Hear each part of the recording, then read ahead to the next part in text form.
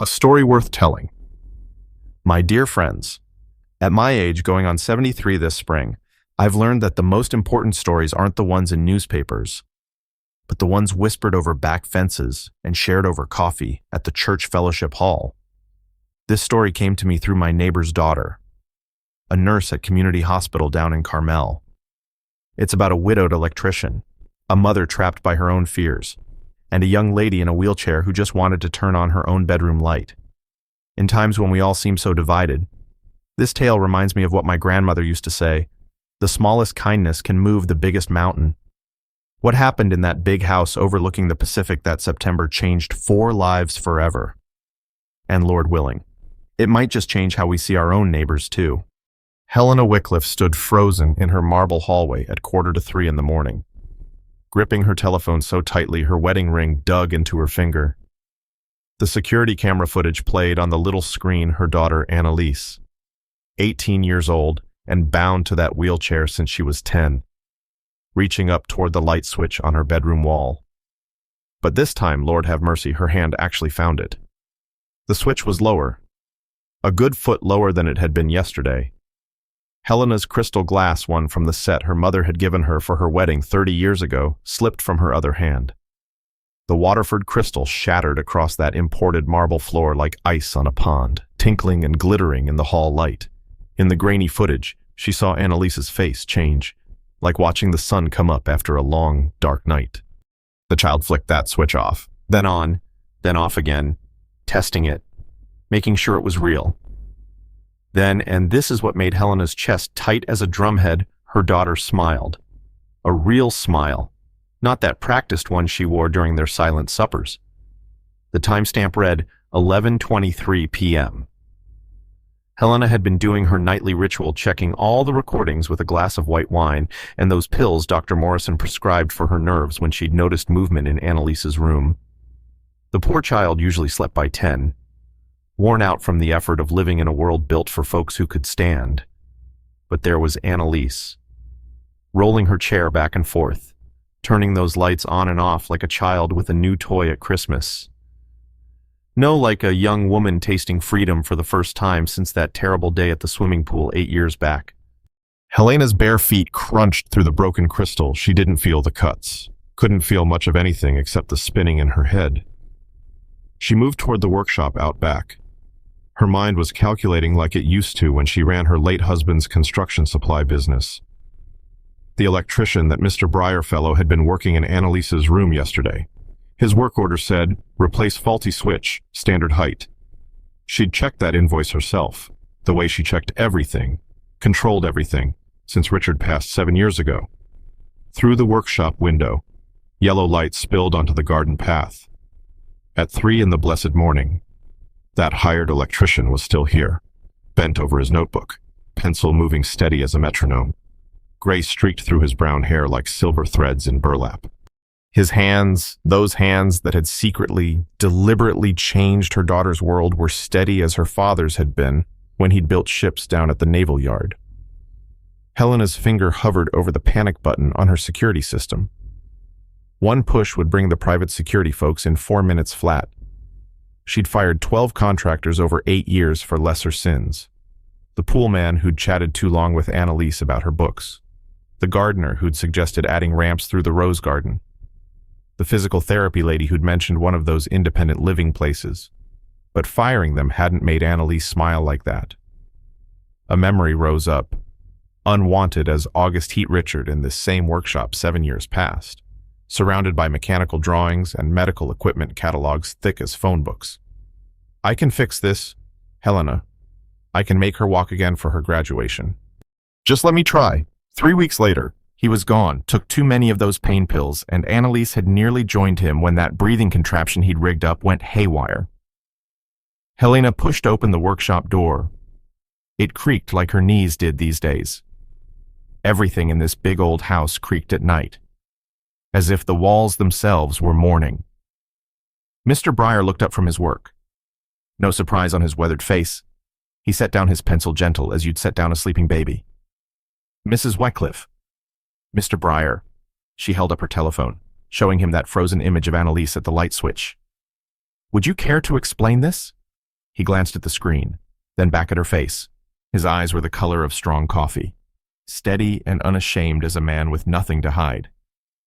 "It's a light switch, ma'am. It's a modification." "I specifically told you. You told me no modifications beyond electrical work." His voice was quiet, gravelly like her father's had been after years at the shipyard. "That there's a new electrical switch, up to code, properly grounded, safe as houses.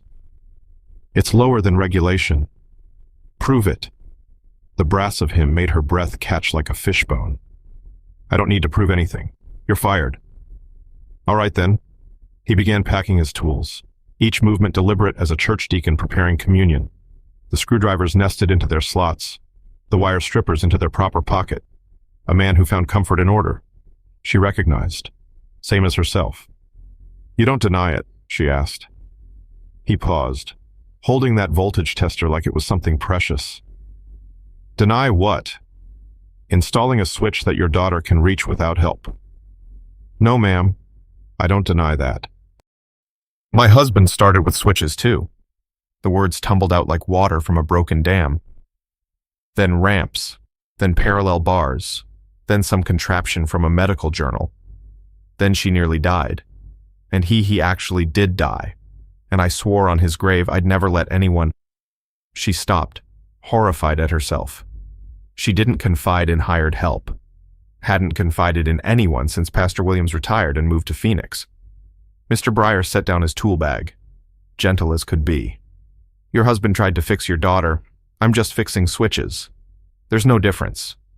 There's all the difference in the world." He pulled out his notebook, showed her a page covered in neat figures and observations, tidy as her mother's recipe cards. "Look here." Despite herself, Helena looked. The notes were meticulous. A. Attempts coffee maker wooden spoon method fails 3 times out of 4. Counter height, 36 inches. Chair height, 19 inches. Solution lower coffee maker 18 inches or provide proper reaching tool. You've been watching her. I've been watching the space around her. The gap between what is and what could be. That gap, that's what I fix. Not her. Never her. She's not broken. Mrs. Wycliffe. Helena felt those nerve pills and wine making her thoughts cloudy as cotton, but one thing cut through clear as spring water. Then what is she? 18 years old and locked up tighter than Fort Knox. The word hit Helena like cold water at a baptism. She stepped back, her heel finding a shard of that crystal. This time she felt it, sharp and clarifying as truth itself. "Get out," she whispered. "I'll just finish packing my—" "Get out," before we continue. Please leave a like and subscribe. Let me know which city you're watching from. Now, let's get back to the story. Mr. Breyer's old Ford Bronco, a '73 model, same year his boy was born, coughed twice like a sick cat, then went quiet. He sat in Helena Wycliffe's circular driveway at 3:20 in the morning, tool bag on the seat beside him, watching the dashboard lights fade out one by one. Through those tall windows, he could see Mrs. Wycliffe moving from room to room like his mother used to when she couldn't sleep, checking locks that didn't need checking, straightening pictures already straight as a die. The woman moved like she was walking through molasses. Those nerve pills, most likely. He'd seen the prescription bottles when he'd checked the outlet grounds in her kitchen, same pills they'd tried to give Margaret after her first miscarriage, before Theodore came along. The front door opened with a soft click. Not Helena young Annalise, rolling herself onto the porch. She had on flannel pajamas, the kind from L.L. Bean his mother used to order from the catalog. Her hair was mussed from tossing on her pillow. "Your truck's dead," she said, matter of fact as a weather report. "Seems so." "Mother fired you." "Seems so." She rolled closer, the rubber wheels whispering on the flagstone like slippers on a wood floor. "But you lowered my light switch." Mr. Breyer turned the key again. The engine didn't even try, just clicked like knitting needles. "Manufacturing defect," he said, keeping his face straight as a poker player. "Fibber." But her mouth twitched at the corner, almost smiling. "Why'd you do it?" He pulled out his notebook, found the right page. "Tuesday, September 3rd, 7:45 in the morning. You tried to make coffee. That wooden spoon slipped 4 times before you gave up. Your mother made it for you. Neither one of you said a blessed word. He turned another page. Wednesday, September 4th, 2:15. You reached for that book on the 3rd shelf, the one about the old fisherman. Couldn't get it. Didn't ask for help. Went without your reading. Annalise's hands tightened on her wheel rims until her knuckles went white as Sunday gloves. You documented my failures. I documented gaps, miss, between you and the world. 12 inches here, 45 degrees there. Problems that have solutions. Mother says modifications are dangerous. Your mother's scared. Of what? Mr. Breyer looked at that big house, 47 security cameras by his count. Motion sensors on every door like they were guarding Fort Knox. Medical alert buttons every 10 feet like a hospital ward. Of losing control of the only thing she has left. You mean me. I mean fear itself. Behind her, through those tall windows.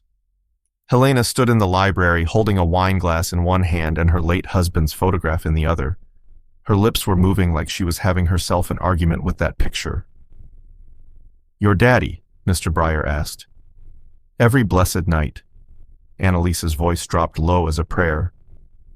She tells him everything, what I ate, how many times I transferred myself to the commode, whether I seemed happy. Her voice got smaller still. She can't let him go because if she does, she might have to let me go too.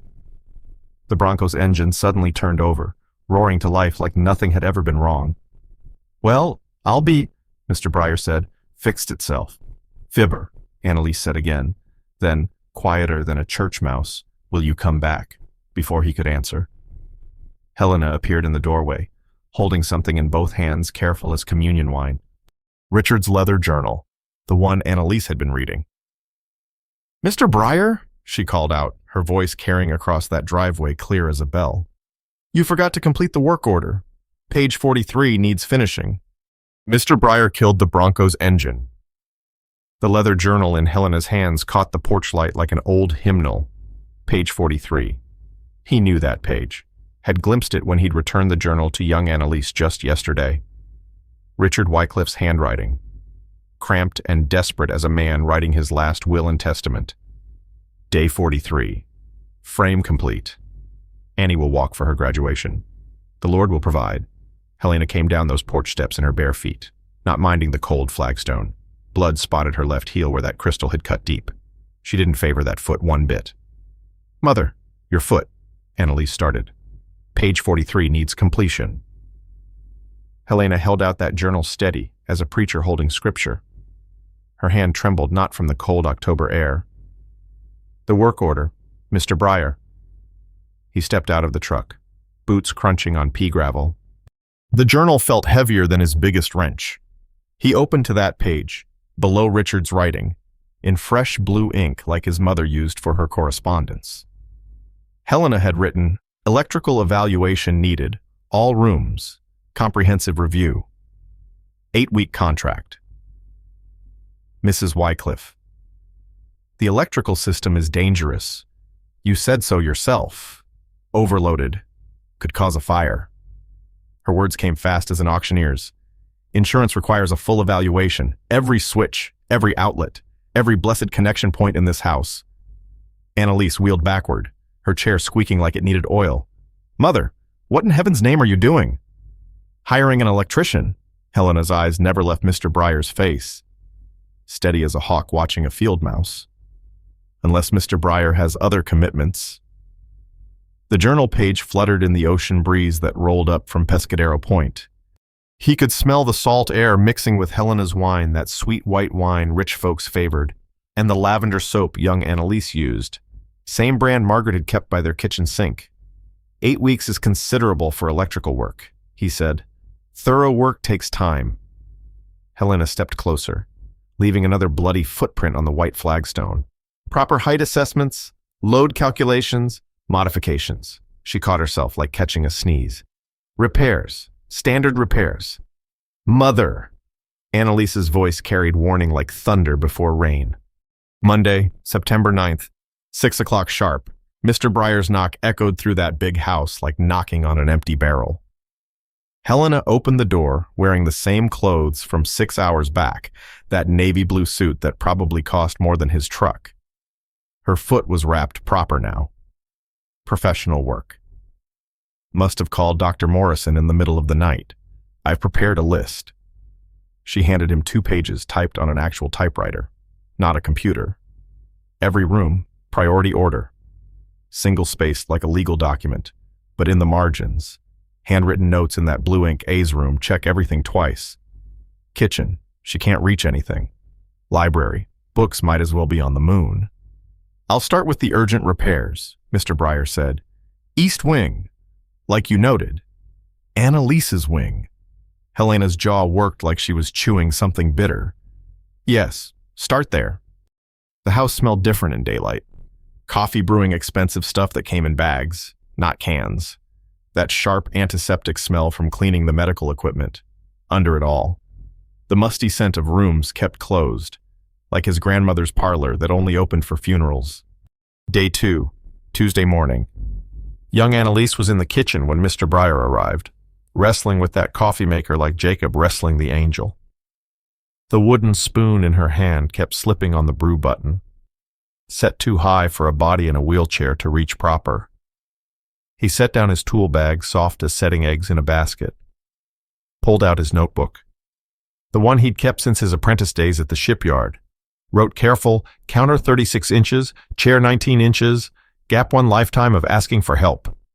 The coffee maker finally started, but not before the spoon clattered to the floor. Annalise couldn't reach it. She sat there, looking at that spoon like it was a snake. I can get that, Mr. Breyer offered. Leave it. Her voice was sharp as her mother's good china. I'm used to things being out of reach. He left it be, went about checking outlets. Each one pristine, untouched for years, but the wiring behind, Lord have mercy. It was older than his marriage certificate, cloth-wrapped wire. The kind that turned to dust if you breathed on it wrong. Day 3, Wednesday afternoon. The library smelled of old leather and lemon oil, like the Carnegie Library where his mother had worked. Annalise sat with an empty lap, staring at books she couldn't reach. Which one were you wanting? Mr. Breyer asked, not looking up from the outlet he was testing. Doesn't matter. Matters to you, or you wouldn't be sitting here staring holes through that shelf. She pointed with her chin, a gesture learned from years of keeping her hands on her wheel rims. The blue one. 3rd shelf. It's Hemingway. He reached up easy as picking apples, handed her the book. Their fingers touched for just a moment, hers cold as Winter Creek water. The Old Man and the Sea, she said, running her finger along the spine. Daddy hated it, said the old fool should have just stayed home. Maybe he couldn't. Couldn't what? Stay home. Some folks need to go out far, even if it costs them everything. She opened the book, and something fell out. Another journal. Smaller. Leather worn soft as kid gloves. It had slipped behind the shelf through a gap no bigger than a mail slot. Day 4, Thursday. Mr. Breyer found it proper this time, not fallen, but hidden. Annalise's own journal, tucked behind that massive oak shelf like a teenager hiding diary pages. The leather was simple, practical, the kind sold at the stationery store downtown. He was fixing an outlet nearby when he spotted it. Could have left it be. Should have. Probably. But he remembered being 18, remembered the weight of secrets that needed telling, even if nobody was listening. He pulled the shelf forward, solid oak, heavy as sin, retrieved that journal, and it fell open like it wanted to be read. Day 2, 847 since Daddy died. Mother watched me for 47 minutes straight through that kitchen camera today. I pretended not to notice. We're both pretending so hard we've forgotten what's real anymore. He closed it quick, but not before seeing the next line. The new electrician noticed I couldn't reach the coffee maker. First person in 3 years to notice instead of assume I'm fine with begging. That's private property. Annalise rolled into the library quiet as fog, face flushed like she'd been crying. It fell, Mr. Breyer said, holding it out gentle as offering communion bread. She took it, her fingers brushing his again, calluses on her palms exactly where the wheel rims rubbed. Working hands, capable hands, Hands that could do plenty if given half a chance. Day 5, Friday morning. Helena's office smelled of wine and worry. She handed him a paper to sign an amendment to their agreement. No modifications beyond electrical work. No speaking to Annalise beyond what's necessary for safety. Define necessary. If she's on fire, Helena's mouth was a tight line, like the hem on a funeral dress. That's all. That's all, Mr. Breyer signed with his father's old fountain pen, the one he carried for important documents. Noticed Helena's hand trembling as she took the paper back. Not from those nerve pills. This was something else. Fear, maybe, or hope. Sometimes they look the same on a person. I mean it, Mr. Breyer. My husband started with good intentions too. I understand. But as he left her office, he passed the kitchen where Annalise sat with no coffee. That wooden spoon on the floor where she dropped it again. The coffee maker might as well have been on Mount Sinai for all the good it did her. He pulled out his notebook, made another note. Not about electrical loads or wire gauges, about the distance between a young woman and her morning coffee, about the gap between safety and suffocation. That night, working late in the workshop, he drew up plans. Not for fixing Annalise, Lord knows the child wasn't broken, but for adjusting the world to meet her where she was. The workshop door creaked open. Helena stood there in her nightgown and robe, looking older than her 62 years, holding a wine glass that trembled like a leaf in wind. What are you planning, Mr. Breyer? He showed her the notebook, measurements, adjustments, all labeled electrical repairs. She read each line, her finger following the words like a child learning to read. When she reached the last page, she looked up. Her eyes were wet as morning dew. 8 weeks, she said. You have 8 weeks to prove this won't kill her, or I'll fire you like all the others. She turned to leave, stopped. Mr. Breyer, that switch in Annie's room, how did you know exactly how much to lower it? Monday, September 16, 4:30 in the afternoon. The Phillips head screwdriver turned slow in Mr. Breyer's hand, like cranking butter in the old churn his grandmother used. Third rotation. Fourth. The switch plate in young Annalise's room loosened, showing the aluminum housing underneath. He'd waited until Helena drove to her lawyer's office, first time she'd left the property in 6 weeks. According to the gate log he'd checked while fixing the entry system, Annalise was downstairs with Dr. Morrison, her physical therapy fellow. The doctor's voice carried up through the floor registers. Push against my hand. Good. Hold for 5, like pressing dough. Mr. Breyer removed the old switch, studied those wire connections. Copper gone green with age, but solid as the day it was installed. He pulled the new switch from his shirt pocket. Same model exactly. Except he'd modified the mounting bracket in his home workshop last night while Theodore did his homework at the kitchen table. Wire nuts twisted tight with the smooth motion of 40 years' practice. Black wire to brass screw, white to silver, green ground to green screw. His fingers knew this dance like playing his mother's piano muscle memory that didn't need thinking about. But his ears stayed sharp for sounds below. Dr. Morrison encouraging. Annalise breathing hard like she'd run a mile. The mechanical whir of some therapy contraption that probably cost more than he made in a month. He mounted that new switch, careful as setting a mousetrap. Checked it with his level, the old wooden one his father had used building victory ships during the war. Perfect horizontal. The cover plate screwed back flush against the wall. From 3 feet away, nothing looked different. From wheelchair height, everything was... Tuesday, September 17th, 2 in the morning. Annalise's hand swept through darkness toward that switch. Same motion she'd made every night for 8 years, always falling short like reaching for stars. Always settling back to wait for morning or call for help on that intercom her mother had installed. Her fingers hit plastic. She froze, arms stretched out like the Statue of Liberty, pressed forward gentle as testing ice on a pond. The switch clicked. Light flooded that room bright as Easter morning. She sat there staring at her own hand against the wall, fingers on that toggle switch. Her index finger moved. Off. Darkness. On. Light. Off. On. Off. On. A sound came from her throat, not quite laughing, not quite crying, like the sound Mr. Breyer's mother had made when the telegram came saying his brother survived Normandy. She pulled her hand back, studied it like it belonged to somebody else, reached out again. The switch was there, real as rain, exactly where her hand naturally fell. She turned the light off, sat in darkness, thick as molasses. Her bedside clock showed 2:07 in glowing green numbers. She could call her mother on that intercom, report the change.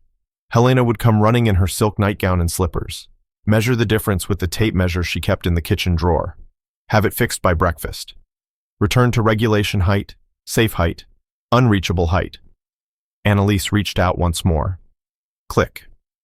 Light filled her world by her own blessed hand. Wednesday, September 18th, 10:15 in the morning. Mr. Breyer sorted copper wire in the garage workshop, separating 12 gauge from 14 like sorting beans for dinner.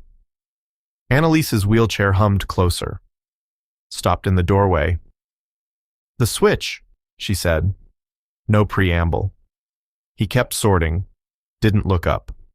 "Which switch?" "You know perfectly well which one." "Faulty unit. Had to replace it.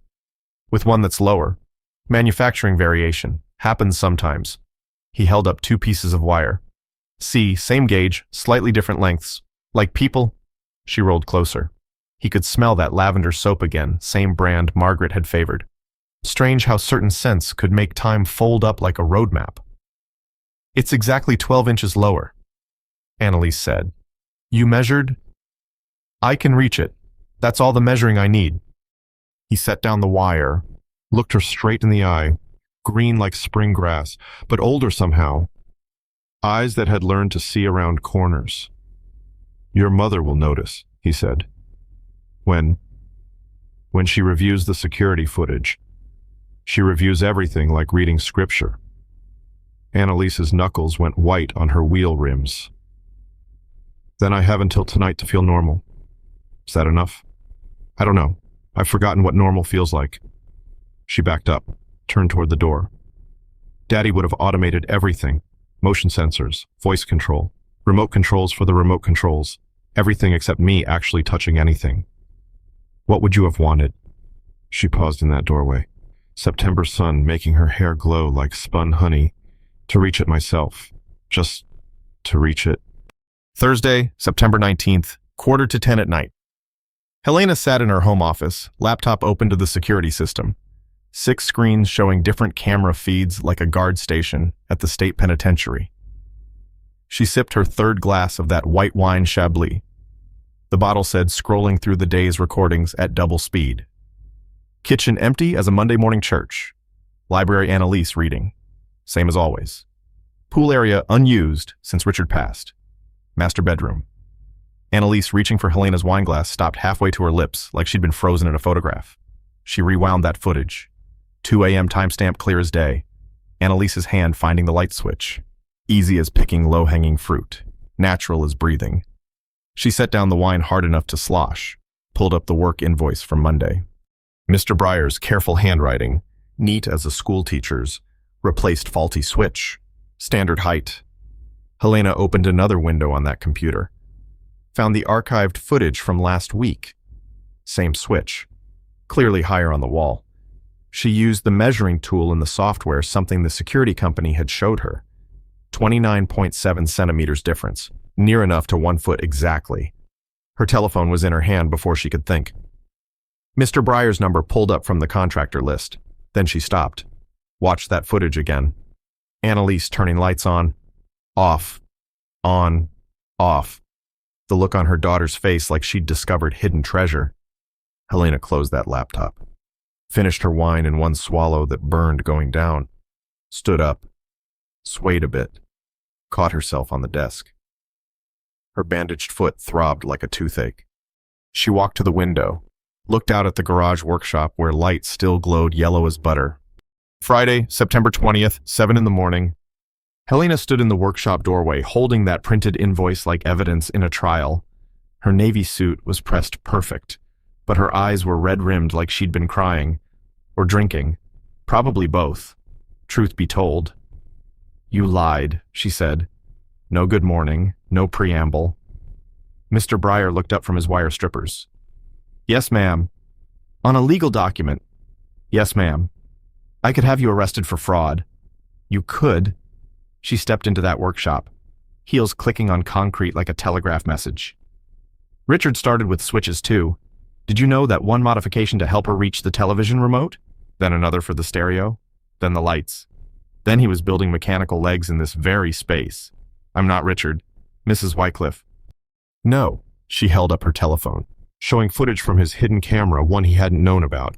It showed his practice board, with switches at different heights. You're already planning more repairs, ma'am. Different heights for different needs. That's splitting hairs. That's being specific. He set down his tools, gentle as laying down a sleeping baby.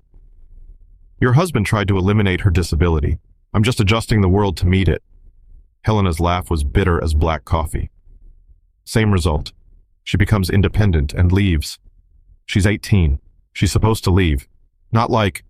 Helena stopped, pressed her fingers to her temple like fighting a headache. She nearly died, Mr. Breyer. That breathing apparatus Richard modified. One wrong connection and she couldn't breathe. If I hadn't been watching the monitors... But you were watching. I'm always watching. She pulled up another feed on her phone. Right now, she's attempting breakfast. Watch this. On that little screen, Annalise struggled with the coffee maker, using that wooden spoon to press the button she couldn't reach proper. The spoon slipped. Coffee grounds scattered across the counter like spilled tobacco. She tried again. I could go help, Helena said. Or you could lower that coffee maker 12 inches. You could teach her to ask for help. She won't ask, never has, never will. Then let her figure it out. Helena's voice rose sharp as a dinner bell. I am letting her. I'm standing here, watching her fail. Letting her...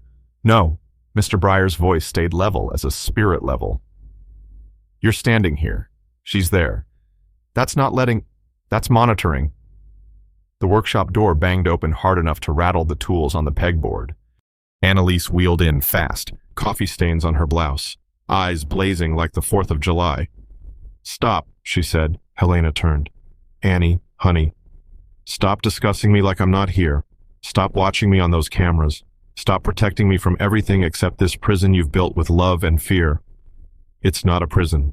It's our home. Your home. My rehabilitation facility. Annalise wheeled closer to her mother, close enough that Helena had to step back. Daddy's been dead 7 years. Mother, you can stop punishing me for it. Helena's phone clattered to that concrete floor. On the cracked screen, the security feed continued empty kitchen, coffee maker dripping like a leaky faucet. I'm not punishing you, Helena whispered. Then what do you call this?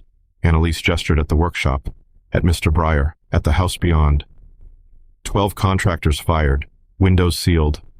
Cameras everywhere but the bathroom. What do you call it?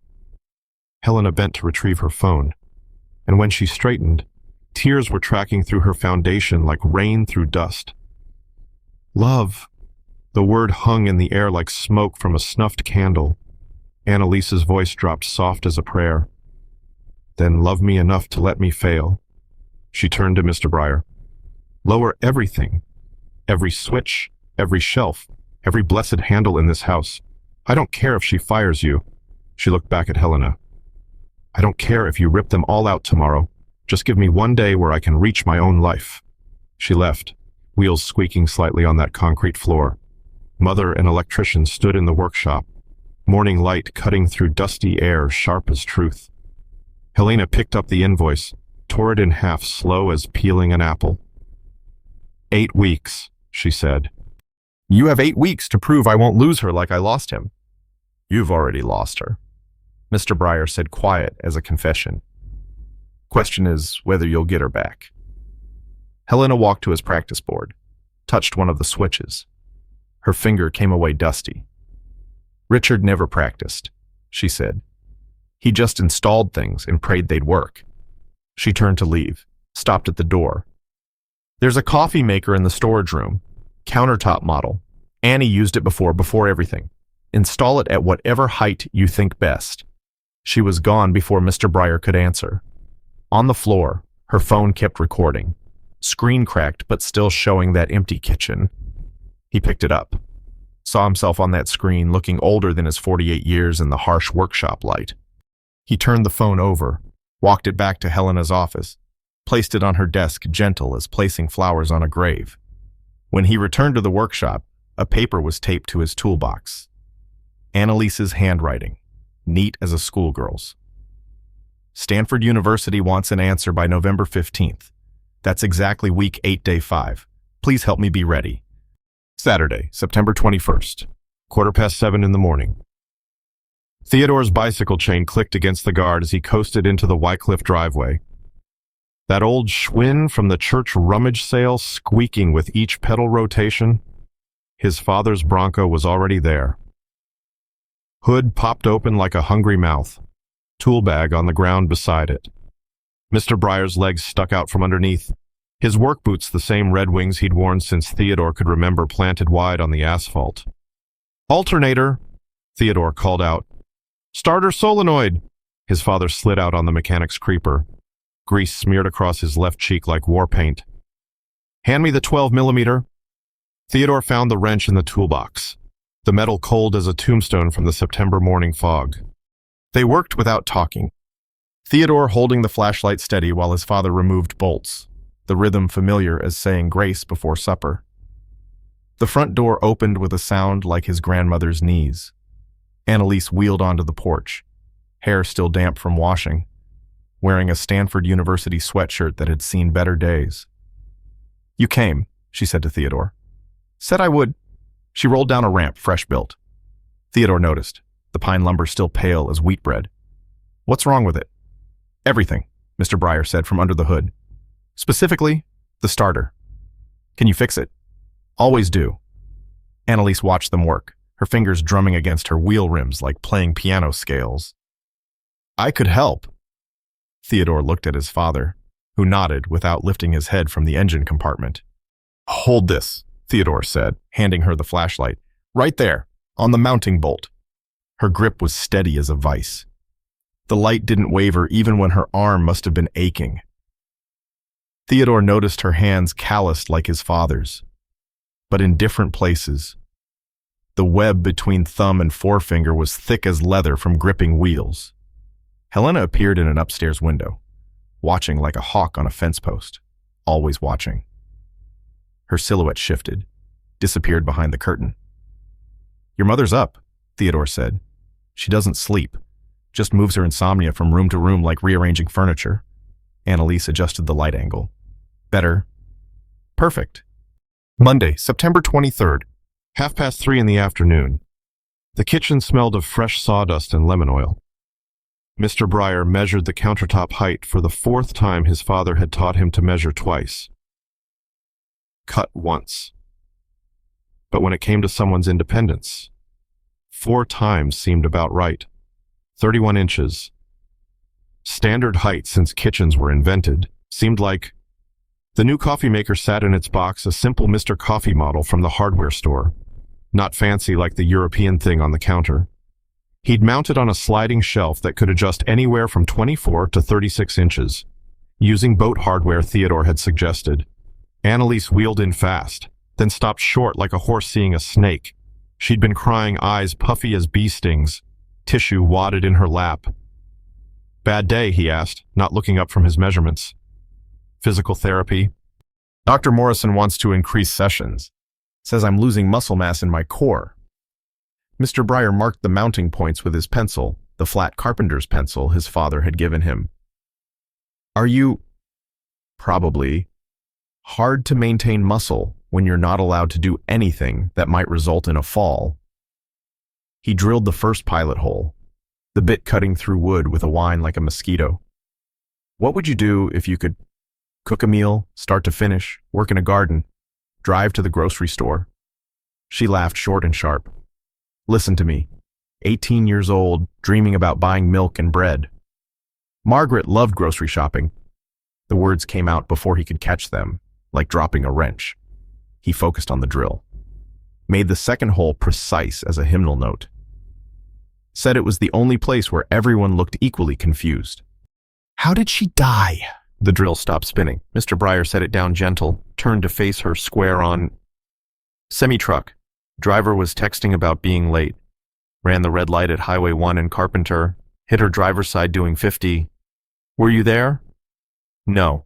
I was installing ceiling fans at the Monterey Plaza Hotel. Got the call at 2:17. Still remember the receptionist's voice, trying to be gentle. Annalise moved closer, her chair wheels quiet on the tile. The driver, what happened to him? Suspended license, 3 previous violations. His insurance company offered $500,000 to keep quiet about their client's record. But you didn't take it. No. Why? Mr. Breyer aligned the bracket. Started the first screw with his fingers before using the drill. Theodore was watching. What lesson would that teach?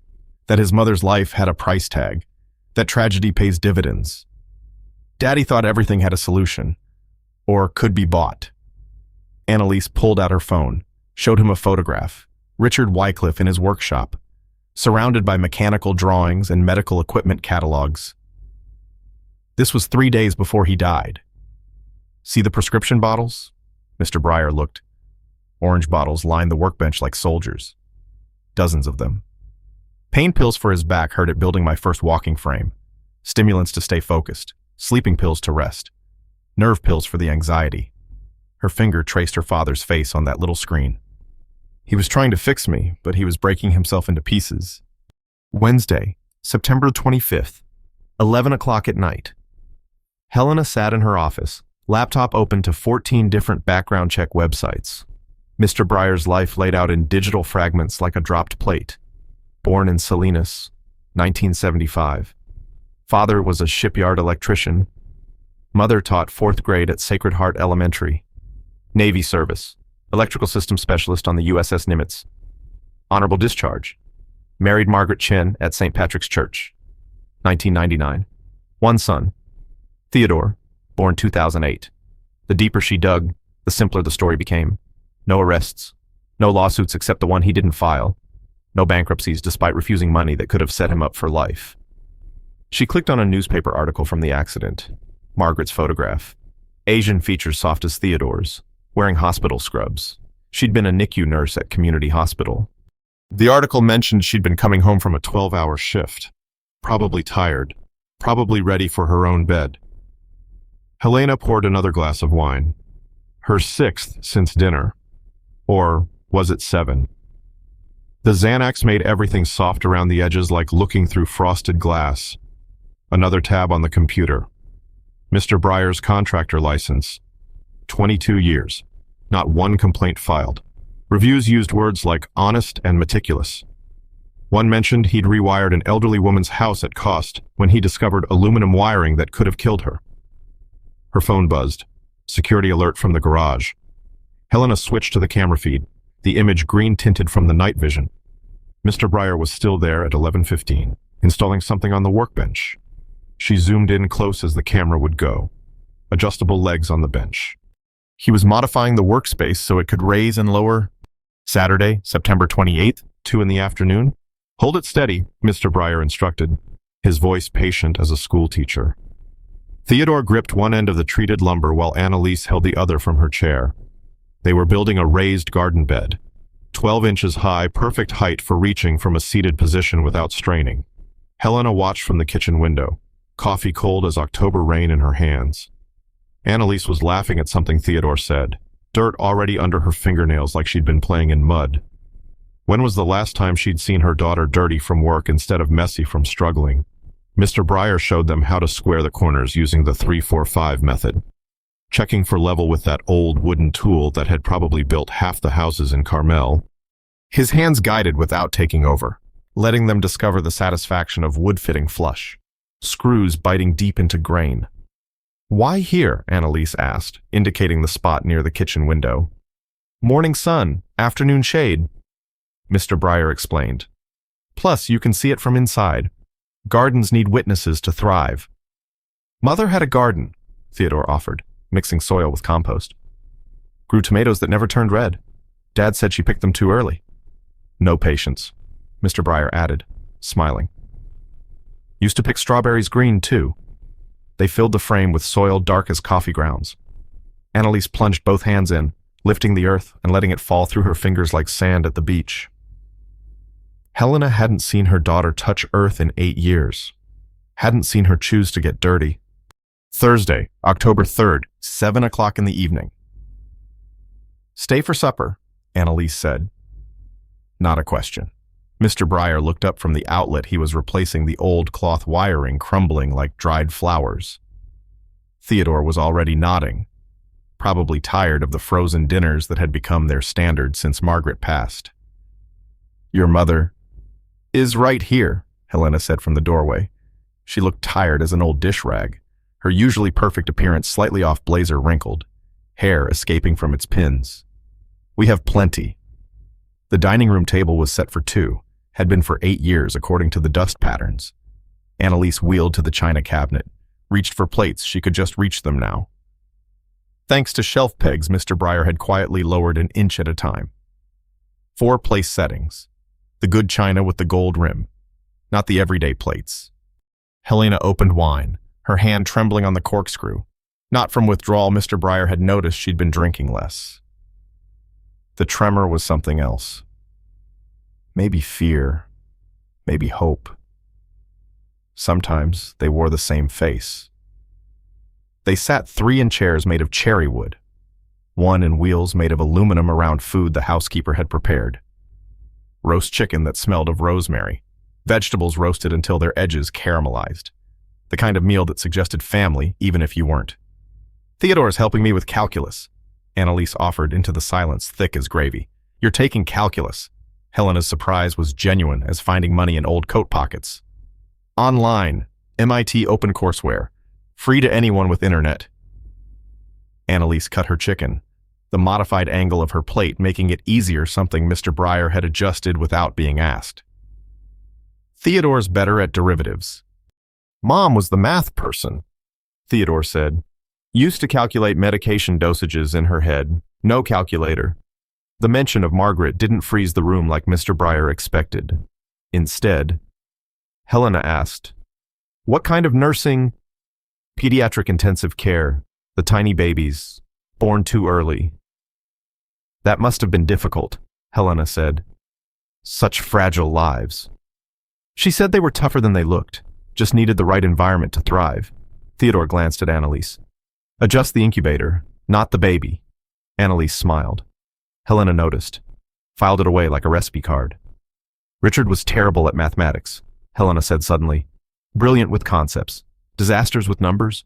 I did all our finances, even his project budgets." "But he built all those mechanisms," Annalise said. "By instinct, trial and error, so many errors." Helena's wine sat untouched. "I found notebooks after filled with failed calculations. He just billed anyway. Hope it worked." "Did any of it?" Mr. Breyer asked. Helena looked at her daughter square on. "The grab bars in the bathroom, ugly as homemade soap, but the perfect angle, the shower seat that adjusts, a few things that actually help. I still use those," Annalise admitted, quiet as a secret. They ate.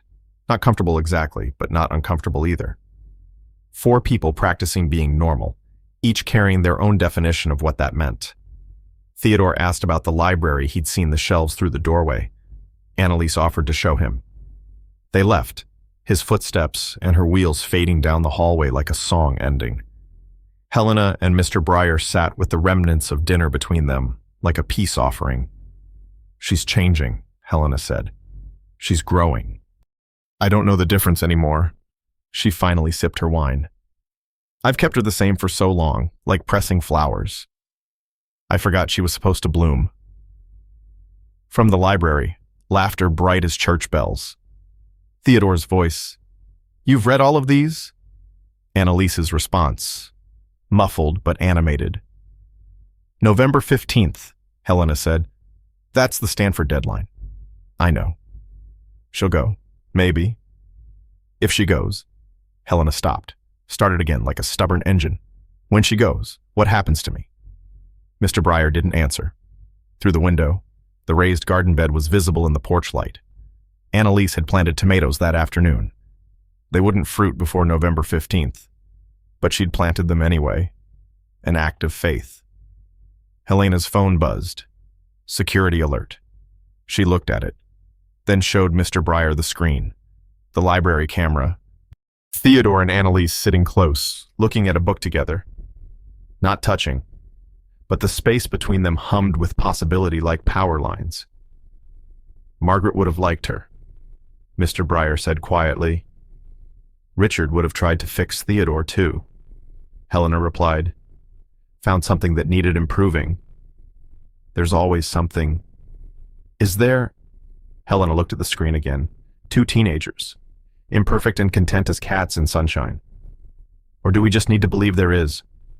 Before Mr. Breyer could answer, a crash from the library like thunder. They rushed toward the sound, found Annalise on the floor beside her tipped wheelchair, Theodore kneeling next to her, a heavy book splayed open like a dead bird. I'm fine, Annalise said quickly. I was reaching for, I thought I could. The Shakespeare collection. Theodore explained. Top shelf. The chair tipped when she stretched too far. Helena's face went white as fresh paint. This is exactly why— Mother, I'm fine. Annalise pulled herself back into her chair with practiced movements. No fuss. I fall. It happens. It's supposed to happen. It shouldn't happen.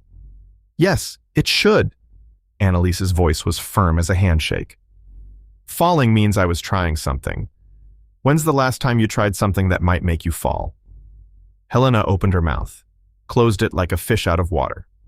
Mr. Breyer saw her sway slightly, not from wine, from the question's weight. Theodore picked up the Shakespeare, handed it to Annalise, gentle as passing a baby. Next time, maybe ask for help. Maybe, Annalise said, or maybe we lower the shelf. She looked at Mr. Breyer when she said it. He nodded, already measuring with his eyes. Helena turned and walked away fast as dignity would allow. They heard her footsteps on the stairs, the click of her office door closing like a period at the end of a sentence. On the library floor. A photograph had fallen from the Shakespeare Richard and Helena. Young, laughing at something beyond the camera's view. Before Annalise. Before the accident.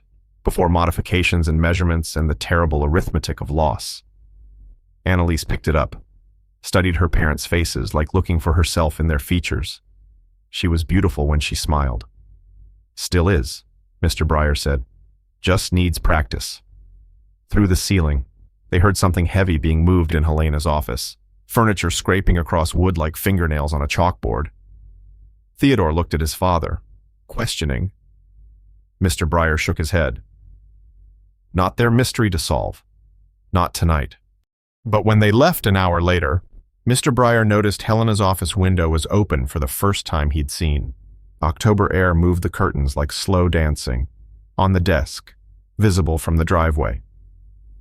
Richard's journal lay open to a page Mr. Breyer couldn't read from this distance, except for the last line, written in Helena's hand. The ink still wet and gleaming. Let her fall, let her fly, let her choose. The garden bed sat waiting in the darkness. Tomorrow, Annalise would plant more tomatoes, and Helena would watch from a different window, not through cameras, but with her own eyes.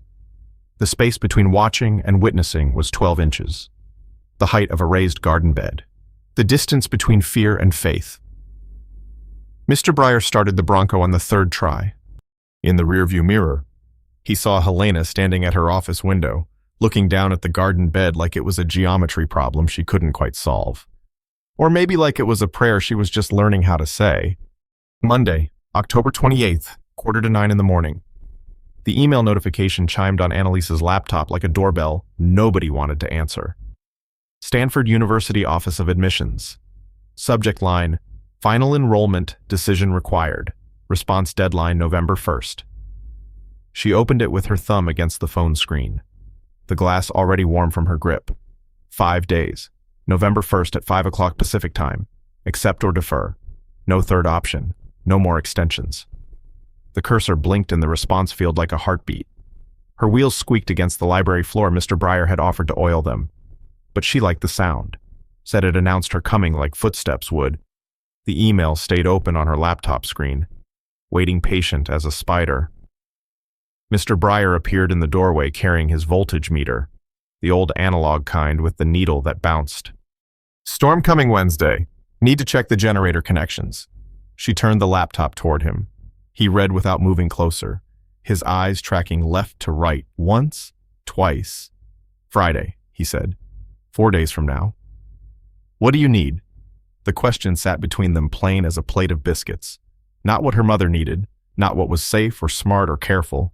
What did she need? I need to know I can survive without her watching every breath I take. Mr. Breyer pulled out his notebook, the same kind his father had used at the shipyard. Pages yellowed at the edges. He flipped to a section marked with a paperclip.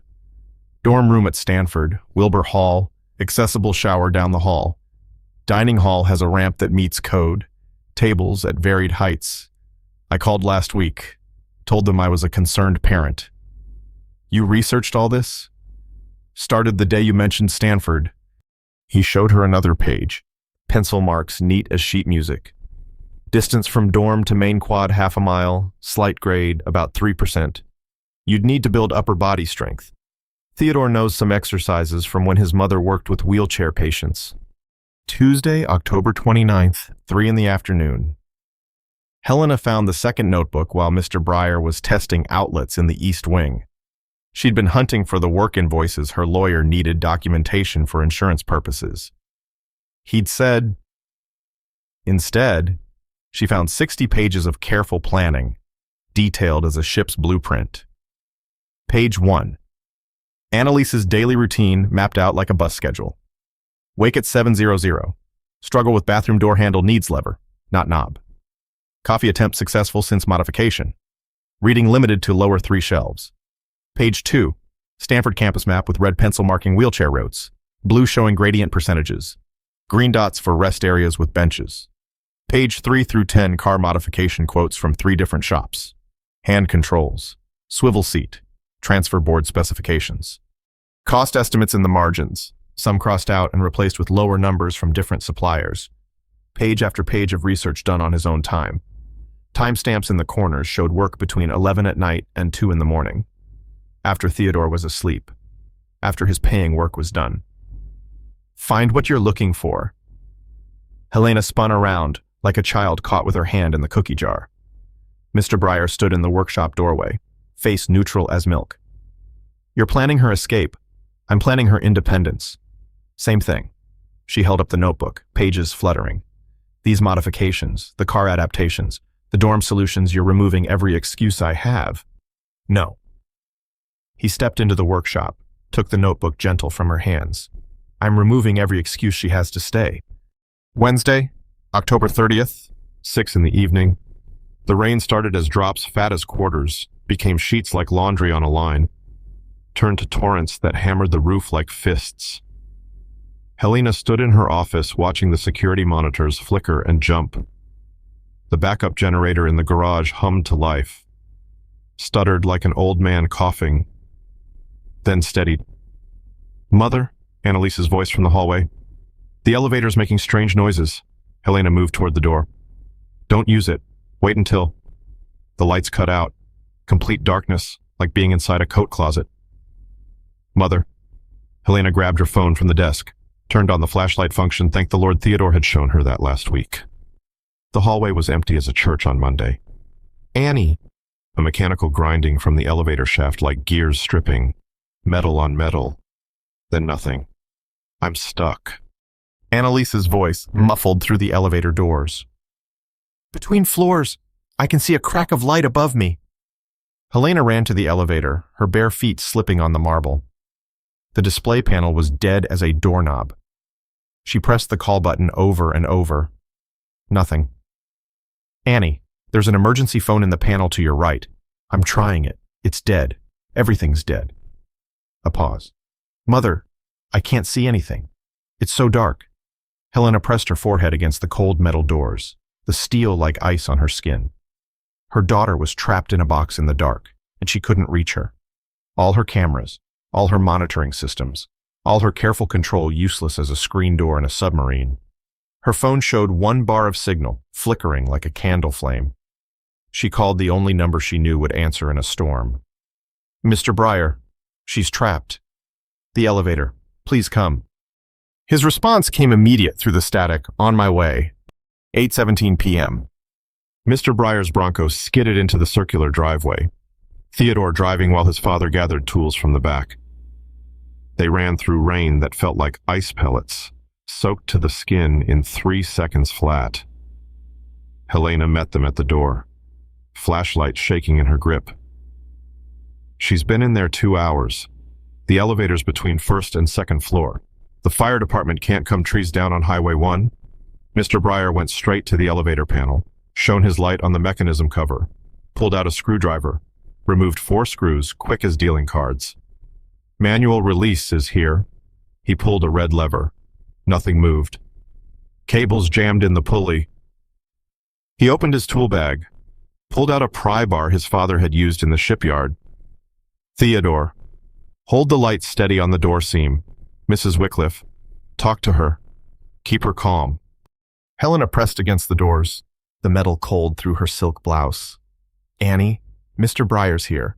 He's going to get you out. It's getting hard to breathe. The air feels thick.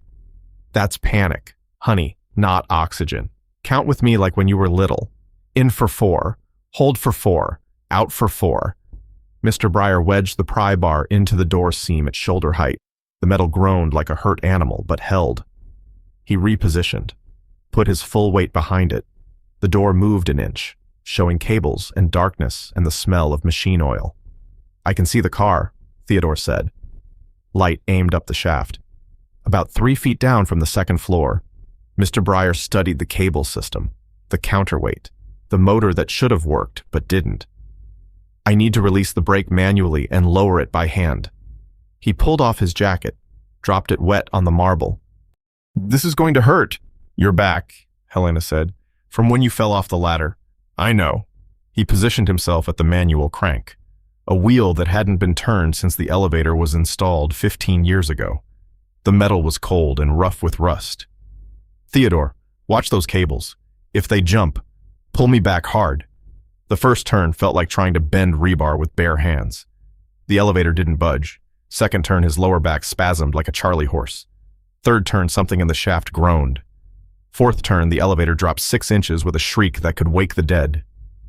Annie, Helena shouted. I'm okay. It moved. I felt it move down. Mr. Breyer wrapped both hands around that wheel, planted his feet wide as a boxer's.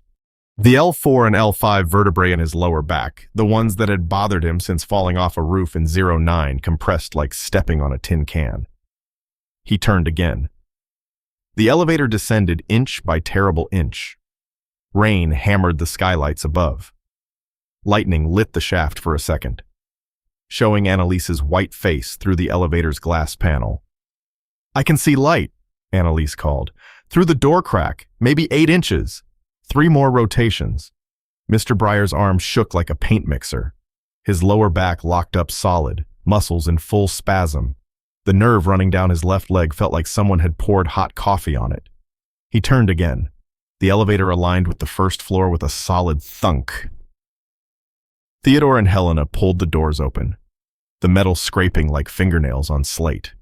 Annalise sat in her chair in the dark car, face pale as paper in the flashlight beam, hands gripped on her wheels so tight her knuckles looked ready to pop through the skin. I've got you, Helena said, reaching for her. No. Annalise wheeled herself out, navigating the gap between elevator and floor smooth as butter. I've got myself. Mr. Breyer collapsed against the wall, sliding down until he sat on the wet marble.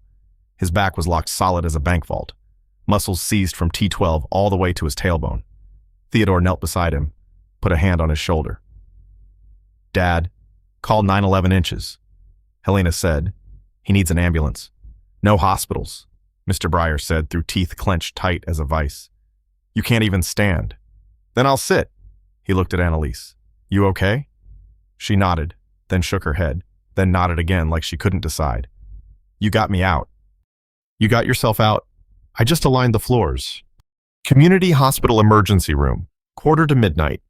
The MRI results glowed on the computer screen like an X-ray of pain itself. Dr. Patel pointed with her pencil to the herniated disc, the nerve compression showing white as snow against the gray. You need surgery, she said, matter of fact as reading a grocery list. Without it, You risk permanent nerve damage. Possible paralysis below L4. Mr. Breyer sat on the exam bed in a hospital gown that tied in the back, showing surgical scars from Margaret's accident when they'd had to remove glass from his shoulder. How long is recovery? 8 to 12 weeks. Minimum 6 weeks before any physical work. I have a job to finish. Mr. Breyer. 8 weeks. I have exactly 8 weeks. Dr. Patel looked at Helena and Annalise in the corner. Helena stepped forward, her heels clicking on the linoleum. I'll pay for everything. The surgery, recovery, lost wages. No. This happened on my property, my insurance. No. Helena's voice rose sharp as a fire alarm. Why won't you let me help you? Mr. Breyer shifted on the bed, winced like someone had stuck him with a cattle prod. Same reason you won't let anyone help Annie. That's different. How? They stared at each other across that antiseptic emergency room. The smell of floor cleaner and fear thick in the air. Annalise wheeled between them like a referee. You're both idiots, she said. Mother, pay the bill. Mr. Breyer, let her. It's not charity or settlement or blood money. It's just what happens when people... She stopped, searched for words. When people who care about each other act like family... Dr. Patel cleared her throat. I need a decision. Surgery tomorrow morning or risk paralysis. Mr. Breyer looked at Annalise. She held his gaze steady as a beam level. Surgery, he said. Helena pulled out her insurance card. He's covered under my homeowner's policy, injured during contracted work. Mother, Annalise said quietly. That's fraud. No, that's what Richard should have had someone to lie for him when he needed help. She handed the card to Dr. Patel. Process it however you need to. Theodore appeared in the doorway, carrying coffee and paper cups that said, Mercy, on the sides. The nurse said Dad needs surgery. Tomorrow morning, Mr. Breyer said. Theodore's face went pale as skim milk. Same expression he'd worn in this same hospital 4 years ago, waiting to hear if Margaret would survive the surgery. She hadn't. It's routine, Dr. Patel assured him. Minimally invasive. He'll go home the same day. Home where? Theodore asked. Our apartment has stairs, 14 of them. Thursday, October 31st, 10:30 in the morning. The recovery room smelled of betadine and that peculiar hospital smell, part disinfectant, part despair. Mr. Breyer's eyes opened to fluorescent lights that buzzed like angry wasps. His mouth was dry as August dust, and the surgical site along his lower back burned like someone had drawn a line with a welding torch. Dad!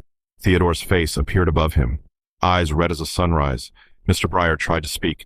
His throat felt like he'd swallowed gravel. He lifted his right hand. It moved. Thank the Lord. Left hand moved too. He tried to wiggle his toes under the thin hospital blanket. The right foot responded. The left. Nothing. Then a twinge. Then movement. Nerves are intact, Dr. Patel said from the doorway, clipboard in hand. Surgery went well. But the disc was worse than the MRI showed, completely extruded, pressing on multiple nerve roots. You're looking at 12 weeks minimum recovery. No lifting anything heavier than a coffee cup for the first 6 weeks. 12 weeks. The math was simple as a church hymnal. November 1st, plus 12 weeks meant late January. Stanford's spring semester started January 6th. Annalise would be gone. Where's? His voice cracked like old leather. Mrs. Wycliffe and Annalise went home to prepare the guest room, Theodore said. They'll be back at noon for discharge. Through the wall, someone's television played, The Price is Right. Bob Barker's voice, no, that new fellow. Drew Carey announcing a showcase showdown. The audience applauded. Normal people having normal mornings. Friday, November 1st, 2 in the afternoon. The Wycliffe guest room had been Richard's study. Helena had cleared it in 3 hours flat that morning, boxing 7 years of untouched papers. Engineering magazines still in their plastic wrappers. The hospital bed rented from the medical supply place on Lighthouse Avenue sat where Richard's drafting table had been. Mr. Breyer lay still as a photograph, each breath measured to avoid jarring his spine. The prescription bottle on the nightstand rattled when Theodore checked it. Oxycodone. 30 pills. Enough to kill the pain or kill a man, depending. Every 4 hours. Theodore read from the discharge papers. With food. No. Dad, you need pain management. Ibuprofen. In my tool bag.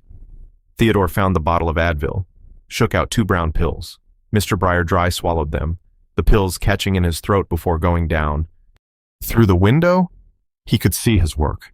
The garden bed where Annalise's tomato plant stood green and hopeful. The ramp he'd built to the side door, the wood still pale as butter. The workshop where his half-finished modifications waited like abandoned prayers. Annalise wheeled in carrying water in a real glass, not plastic. The Stanford deadline is in 3 hours. I know. I haven't responded. I know that too. She set the water on his nightstand, next to the untouched oxycodone that glowed orange as the sunset through the prescription bottle. You can't work for 12 weeks. Doctor's orders. Mother fired the physical therapist this morning, and the day nurse she'd hired, and the cleaning service. Mr. Breyer turned his head, the only movement that didn't feel like lightning down his legs. Why? She said we don't need strangers. We have each other. Through the door, they could hear Helena on the phone, voice sharp as scissors. I don't care what the contract says. Bill me the full amount, but don't send anyone. Saturday, November 2nd, 8 in the morning. Helena stood in the workshop holding Mr. Breyer's notebook like a hymnal. Page 47 showed a detailed diagram for lowering bathroom shelves. She had his drill, a DeWalt that weighed more than she expected, and screws and brackets from the hardware store. The first hole went in crooked as a politician's promise. The drill bit walked across the wood despite her trying to hold it steady. The second hole was too shallow. The third went completely through, splintering the backside like a broken promise. Need help. Annalise was in the doorway, still in pajamas, the flannel ones with small flowers that she'd worn since high school. I'm following his notes exactly. Helena showed her the diagram. But it's not working. That's because you're holding the drill wrong. Annalise wheeled closer. Theodore showed me last Saturday. You need to start slow. Let the bit bite before applying pressure. Since when do you know about power tools? Since last week, Mr. Breyer was teaching me to install grab bars. Real ones that look like towel racks. Not those hospital things. Helena set down the drill. Her hands were shaking, not from wine or pills. She'd stopped both 3 days ago when Mr. Breyer got hurt. The shaking was from something else. Fear. Maybe. Or its cousin. Grief. I found your father's letter, she said. Annalise's hands went still on her wheels. The envelope was in Helena's pocket, edges soft as old dollar bills from her fingers worrying them. 7 years she'd carried it, unopened, like carrying a stone. I couldn't read it, Helena said. Couldn't bear to know his last words. Then how do you know? Because I knew him. Know him. Knew him. Helena sat on the workshop floor, her expensive slacks picking up sawdust. He would have apologized, said it was his fault you were in that chair, that he pushed too hard trying to fix you. Mother, he would have been wrong. Helena's voice broke like a dropped plate. It was my fault. I let him believe you needed fixing. I stood back and watched him destroy himself with pills and plans because I was too afraid to tell him the truth. What truth? That you were perfect in that chair. That you were still our Annie. That the only thing broken was us. Annalise reached for the letter. Helena let her take it, watched her open it with careful fingers. The paper inside was yellowed like old ivory. Richard's handwriting. Shaky from the medication, Helena, I failed her. Every modification made her more dependent, not less. I was building her a prison of my good intentions. The breathing apparatus was the last straw. I nearly killed our baby. I can't trust my hands anymore. Can't trust my mind. The pills help, but also hurt. I'm the disability now, not her. Let her be free. Let her fall. Let her fly. Tell her I loved her enough to stop trying. Our Annalise read it twice, then handed it back. He was on 60 milligrams of oxycodone when he wrote this. Look at the letter E, they're all incomplete. That's specific to that dosage. How do you know? The handwriting degradation. Mr. Breyer noticed it in Dad's journals. The pattern matches high opioid doses. Sunday, November 3rd, 6 in the evening. Theodore was changing the dressing on his father's incision. The drainage had stopped, but the bruising spread across Mr. Breyer's lower back like spilled ink, purple and yellow and green. "Looks good," Theodore said, applying fresh gauze with steady hands. No signs of infection. "Your mother teach you that?" "YouTube, actually. But Mom taught me not to be scared of wounds. Said they're just the body's way of keeping score." Helena appeared with a dinner tray soup that smelled of chicken and thyme, bread from the bakery in town, pills sorted in a little paper cup. Not the oxycodone, just antibiotics and anti-inflammatories. "You need to eat," she said. "Not hungry." "Don't care. Theodore says healing requires calories. Says his mother told him that." She set the tray across his lap, adjusted the bed angle with the remote control. The motor whirred, raising him just enough to eat without straining. Every tiny movement sent signals down his legs like telegraph messages. "Where's Annie?" "Workshop. She's installing something. Locked me out." "What's she installing?" "I don't know. First time she's ever locked any door against me." Through the window, workshop lights glowed yellow as old newspaper, the sound of a drill starting and stopping, careful and deliberate. Monday, November 4th, 3 in the afternoon. Annalise hadn't left the workshop in 18 hours. Helena stood at the door. Tray of food in her hands, sandwich, apple, glass of milk like she used to bring when Annalise was 8 and playing with dolls. "Annie, you need to eat." "Later." "What are you doing in there?" "Working." The drill started again, then hammering, then a sound Helena couldn't identify, metal on metal, rhythmic and purposeful. Mr. Breyer tried to sit up in bed when Helena returned. The movement made him gasp, grab the bed rail. "She's building something," Helena said. "Won't tell me what. Let her build." "But what if she hurts herself? What if she succeeds?" Helena stared at him. "At what?" "At proving she doesn't need us." The workshop went quiet. Then the door opened. Annalise wheeled out, covered in sawdust, a streak of grease across her cheek like war paint. In her lap was a grabbing tool, but not like the medical ones Helena had ordered. This one was wrapped in leather, adjusted somehow, looking more like an antique tool than medical equipment. "I modified it," Annalise said. "Made it mine instead of medical," she demonstrated, picking up a book from the high shelf, smooth as anything. The tool moved like an extension of her arm, natural as breathing. "How did you know how to do that?" Helena asked.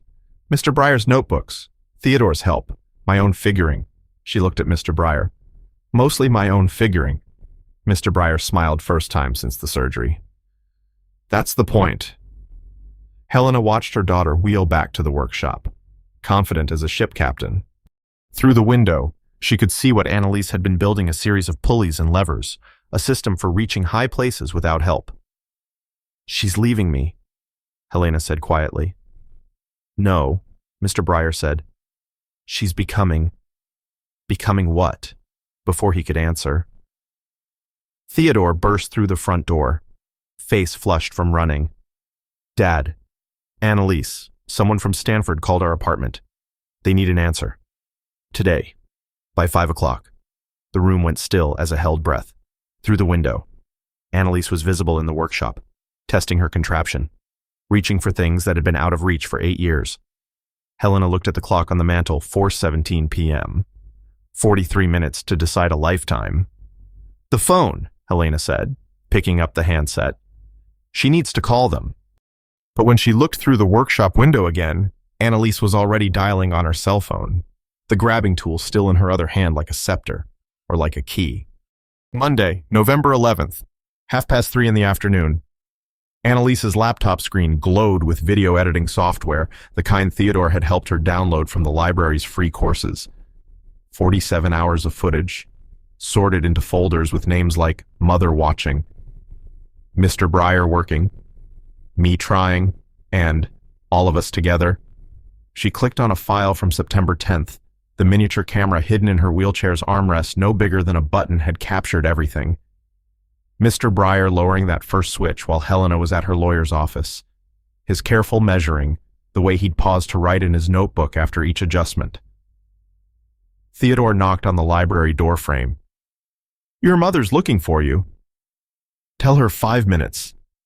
He stepped closer, saw the screen. Dozens of video thumbnails, each one dated and labeled. You've been recording everything. Since August, before Mr. Breyer arrived. She opened another folder labeled Before.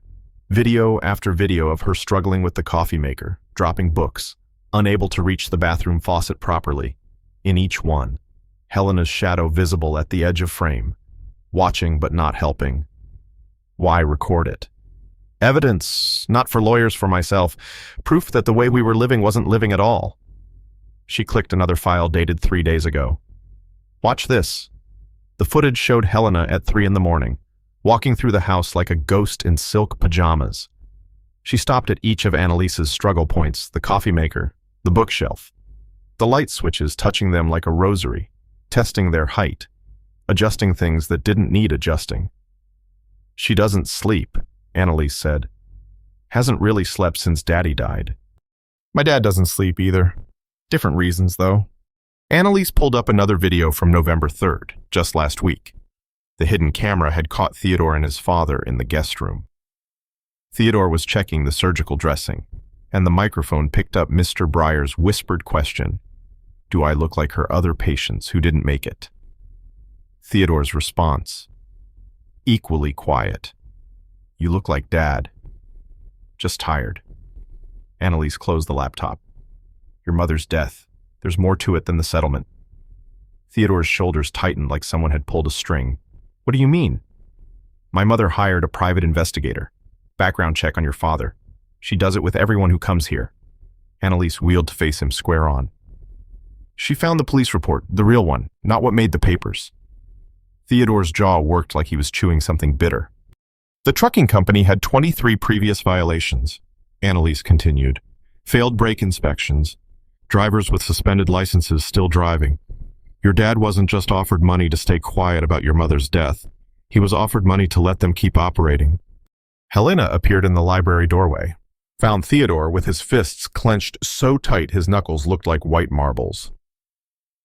"You investigated us?" Theodore asked, voice flat as day-old soda. Helena didn't flinch. "I investigate everyone who comes near Annie. Have to." "Then you know," Theodore said, "about the real settlement offer." 500,000 was what the newspapers reported, Helena said, setting down her coffee cup on the side table.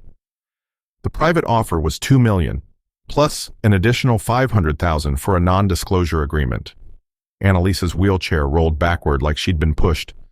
$2.5 million to stay quiet about the driver's blood alcohol. 0.18 about his 7 previous accidents that somehow never made it to his record. About the methamphetamines in his system that the official report left out.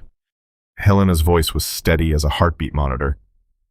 "Your father could have been wealthy. Theodore could have had college paid for, trust fund established, house purchased free and clear. But then Mom's death would mean nothing," Theodore said. "Worse," Helena said, pulling out her phone to show an email. 23 other families would have lost what you lost. The company would have kept operating. More mothers, fathers, children gone. She showed them another document on her phone. "I know because my lawyers wanted to do the same thing after Richard died. Sue the pharmaceutical company for overprescribing. Sue the doctors who kept writing scripts. Sue the medical equipment manufacturer whose modifications guidelines he followed." "Why didn't you?" "Because Richard chose those pills, chose to modify that equipment, chose to push beyond safe limits trying to fix what didn't need fixing." Helena's voice caught like a nail on fabric. "Just like I chose to watch him do it, to enable it, to fund it." The silence in the library was thick as fog. Theodore stood up, walked to the window. Outside, his father's Bronco sat in the driveway, that old truck that could have been replaced with something reliable if he'd taken the money. "Dad never told me the real amount," Theodore said. "Just said it was blood money." "It was justice money," Helena corrected. "But he chose justice for others over comfort for himself." Annalise opened her laptop again, pulled up a document she'd been working on. "I've been recording everything for months, not just for evidence for something bigger." She turned the screen toward them. "A documentary about adaptive living versus protective imprisonment." On screen, hours of footage organized into a rough timeline. Helena watching through cameras. Mr. Breyer working, Annalise struggling, then succeeding. The four of them slowly becoming something that looked like family. "You recorded all of us without permission?" Helena asked. "Just like you watched me without asking." Annalise met her mother's gaze. "The difference is, I'm going to do something useful with it." Tuesday, November 12th, 10 in the morning. Annalise spread blueprints across the dining room table. Not Richard's chaotic sketches, but proper architectural drawings with measurements and specifications. She'd drawn them herself over the past 3 days, working between her father's old drafting table and the computer. "What are these?" Helena asked, coffee cup frozen halfway to her lips. "Modifications, but not the kind Daddy made." Annalise pointed to different areas with her pencil.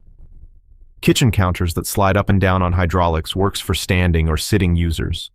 Light switches in decorative patterns that happen to be at multiple heights. Ramps built into the architecture so they look like design features, not accommodations." "Where did you learn to draft like this?" "Library videos. Theodore helped with the math. Mr. Breyer checked the electrical loads from his bed." She pulled out another sheet showing a dorm room layout. "This is for Stanford." Helena studied the drawings. The lines were clean, precise, professional. "These are beautiful." "They're practical. That's what makes them beautiful." Annalise pulled out her phone, showed her mother a website she'd built. "I've been posting clips from the documentary. 3,000 views this week. You're sharing our private, I'm sharing our reality." She scrolled through comments.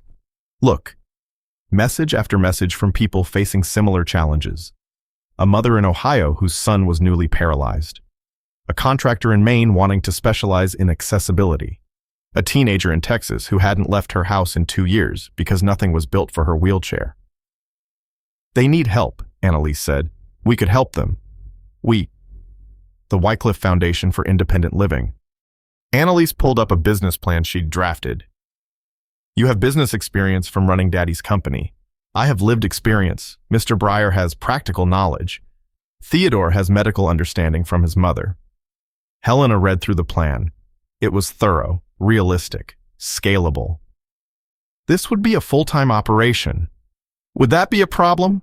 Helena looked at her daughter, really looked, not through a camera lens, not from a doorway, but directly. The girl in the wheelchair had become a woman with a plan. "I fired everyone this morning," Helena said. "The physical therapist, the cleaning service, the garden crew, told them all we don't need them anymore." "Why?" "Because we have each other." Helena set down the business plan. "And maybe that's enough to help others too." Wednesday, November 13th, 2 in the afternoon. They were all in the workshop, Mr. Breyer, in a wheelchair they'd rented from the medical supply store, directing from experience now. Helena drilling holes where Annalise marked them. Theodore holding brackets steady with hands that no longer shook. "Higher," Mr. Breyer said. "No, lower. Right there, the sweet spot where both standing and sitting users can reach." The shelf went up straight, level, perfect. Not standard height, not wheelchair height, human height. "How does it feel?" Mr. Breyer asked Annalise. She reached up from her chair, grabbed a paint can easily. Then Helena reached for the same can. No stretching required. Both could access it naturally. "Like it was always supposed to be this way," Annalise said. Mr. Breyer shifted in the rental wheelchair, winced. The nerve pain was constant now, not sharp like the injury, but deep and grinding like a toothache in his spine. "Your turn," he said to Helena. "The next shelf." Helena measured, marked, drilled. Her movements were becoming confident. The drill no longer foreign in her hands. She wore jeans now, first time Annalise had seen her in anything but designer clothes in 8 years. "Mother," Annalise said suddenly.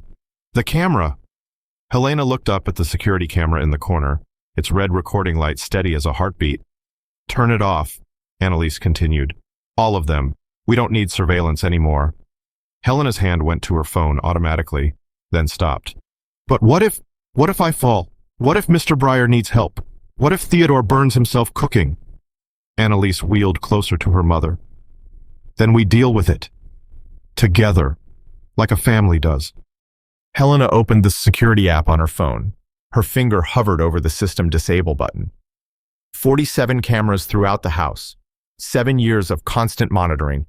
Every moment captured, reviewed, analyzed, stored. She pressed the button. The red lights went dark one by one. But in Annalise's wheelchair, the tiny camera in the armrest kept recording. Not for surveillance for the documentary.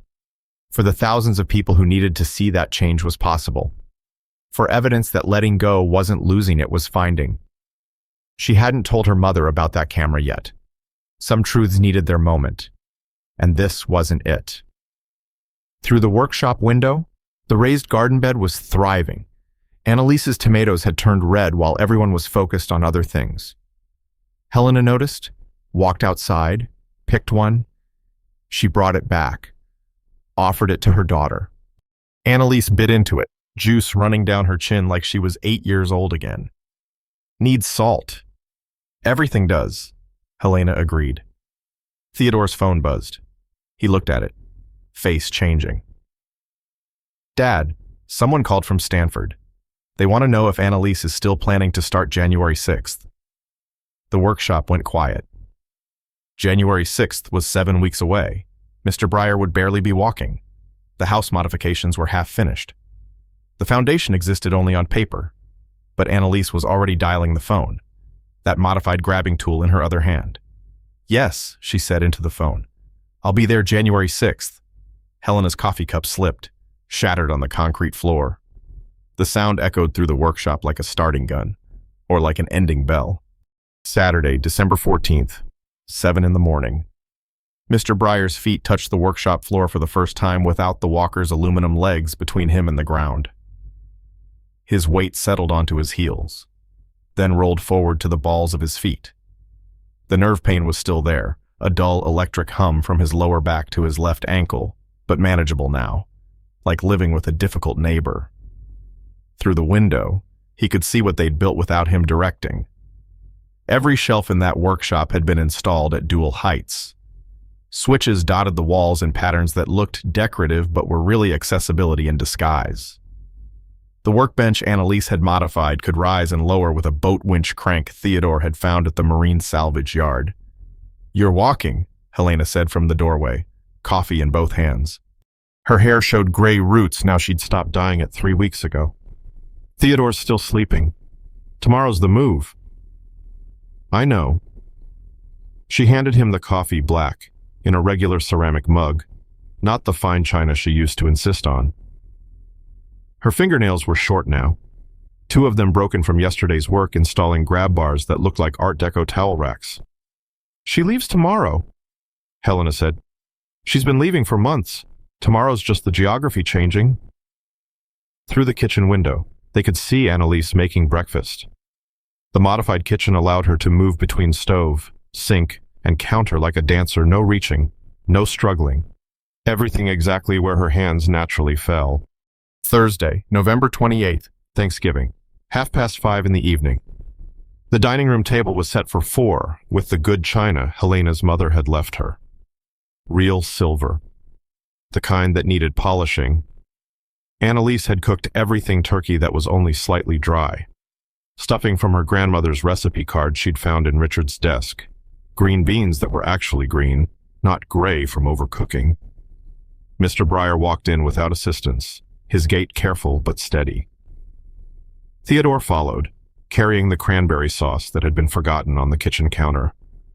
They sat 3 in chairs that had been in Helena's family for generations, 1 in wheels that had been in the family for 8 years.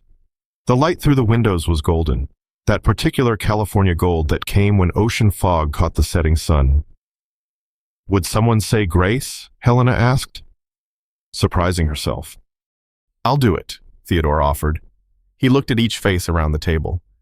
Thank you for this food, for this table, for Margaret and Richard, who can't be here but taught us what we needed to know, for broken things that heal stronger at the breaks. Amen. Amen, they echoed. Annalise served, her movements efficient in the space they'd created together. The turkey was carved awkwardly, she'd never done it before. The gravy had lumps. The rolls were store-bought because the homemade ones had burned. It's perfect, Helena said, meaning it. After dinner, they cleared together, Helena washing, Theodore drying, Annalise putting away in the lowered cabinets, Mr. Breyer directing from a kitchen stool, his back still not ready for standing that long. I'm going, Annalise said suddenly, hands full of plates. To Stanford, January 6th, I confirm today. Helena's hands stayed steady in the dishwater. I know. How? Your bedroom. You've been packing. Your father's old suitcase, the one he took on our honeymoon. Monday, January 6th, 2025, 10 in the morning. The modified van sat in Stanford's unloading zone. Mr. Breyer had installed the hand controls himself, working through the pain when the reaching aggravated his back. Helena had learned to drive it, practicing in the Safeway parking lot until the movements felt natural. Annalise's dorm room was on the ground floor of Wilbur Hall. Her roommate, Sarah from Portland, had already hung posters of national parks on her side of the room. Cool setup, Sarah said, noticing the adjustable desk and lowered closet rod. Very practical. Thanks. My family helped. The word came naturally now. Family. Not blood, but choice. Not perfect, but present. They unloaded boxes, clothes in her father's suitcase, books Mr. Breyer had helped her pack. The leather-wrapped grabbing tool that looked like an antique. Helena hung clothes at the perfect height. Theodore assembled a reading lamp with an adjustable arm. Time to go, Mr. Breyer said quietly. Let her settle in. Friday, June 15th, 2025, 4 in the afternoon. The Wycliffe Foundation's 6-month report lay open on Helena's desk, not in the cold office upstairs, but in the converted workshop that still smelled faintly of sawdust. 112 homes modified. 15 contractors trained in adaptive construction. 3 architectural firms consulting on inclusive design. Annalise appeared on the laptop screen, calling from her Stanford dorm, behind her. The room showed more modifications additions she and Sarah had made together, creating space that worked for both of them. The professor loved my universal kitchen project, Annalise said. She wants me to present it at the architecture symposium. That's wonderful, honey. Through the window, Helena could see Mr. Breyer teaching 3 new contractors, demonstrating switch heights on a practice wall. His movements were careful but confident. Theodore was there too, home from nursing school for the weekend, explaining the medical reasons behind each modification. The phone rang. Helena answered, listened, smiled. That was the Petersons in Salinas, she told the laptop screen. Their daughter came home from the hospital yesterday. The modifications we installed, she was able to make her own lunch today. First time in her life. On the screen, Annalise's eyes filled with tears, the good kind. The kind that meant something was working the way it should. 500 houses by year end, Annalise asked. 500 and counting. Through the laptop screen, Helena could see the grabbing tool on Annalise's desk, still wrapped in leather, still used daily, but now surrounded by drafting tools and architectural models, building a future that worked for everyone, not just the standing. I'll be home for Thanksgiving, Annalise said. Home, Helena repeated, tasting the word. Not the house or your place, but home. After the call ended, Helena stood in what had been Richard's workshop, then Mr. Breyer's workspace, now the foundation's heart. Photos covered one-wall families in modified homes, contractors learning new techniques, children reaching light switches for the first time. In the center, a photo from last Thanksgiving. 4 people around a table, different heights, different stories, but somehow level with each other. In the background, barely visible, light switches at various heights on the wall, beautiful in their imperfection, perfect in their purpose, connecting communities. Let me tell you what became of them. These folks who found each other in that big house by the sea. The Wycliffe Foundation modified 5,000 homes in 5 years. Helena learned that love means letting go with open hands. Mr. Breyer's back healed stronger at the break, like hearts do. Theodore became a nurse, specializing in adaptive care. And Annalise. She designs buildings now where everyone can reach the light switches. They still gather for Thanksgiving, not blood family, but chosen family. Sometimes that's the stronger bond. They taught me that independence isn't doing everything alone, it's having the right tools to choose when to ask for help. Disclaimer. This work is inspired by real experiences of families navigating disability, created solely for entertainment purposes. This story does not condone, encourage, or promote any form of violence or harmful behavior. All medical procedures and home modifications mentioned should only be undertaken with proper professional guidance. This statement asserts that all characters and events are products of the author's imagination, and any resemblance to real people or events is purely coincidental. The story aims to explore themes of adaptation, acceptance, and human dignity while respecting the complexity of lived experiences with disability.